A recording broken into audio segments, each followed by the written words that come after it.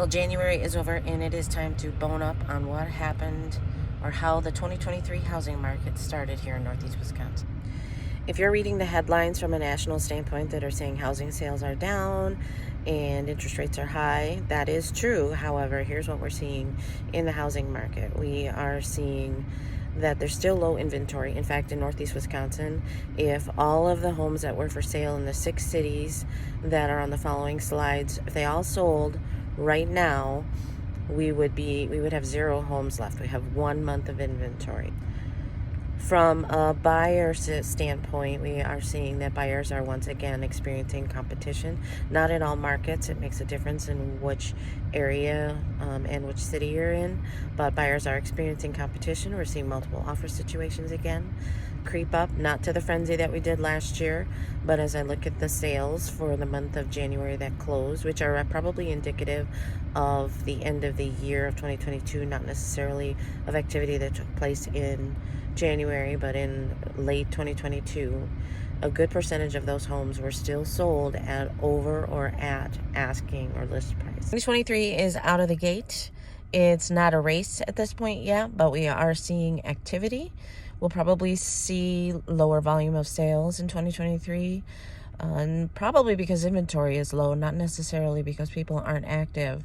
But the sellers that locked in at a really good rate in that time frame of the 2 to 3% range are not necessarily interested in getting back in the market if they have that really good rate and a good monthly payment as a result. Some of those folks, if they do need to sell, they're not quite sure yet where they're going to go because there just aren't the homes on the market that should be right now.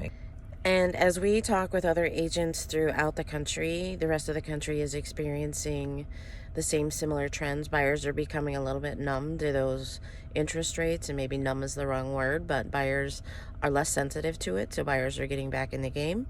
We are seeing that homes that have sat on the market for a while are now getting into multiple offer situations. That's new for sellers, so that, I guess, that can be viewed as a good thing. So the market is still not necessarily predictable, but that is what we are seeing. We've been told that from multiple agents across the country. I know that in Milwaukee, they've seen some of that as well. The takeaway for you is that if you are looking at doing something in the housing market, buying, selling, investing, whatever, make sure you're touching base with someone that knows your local market.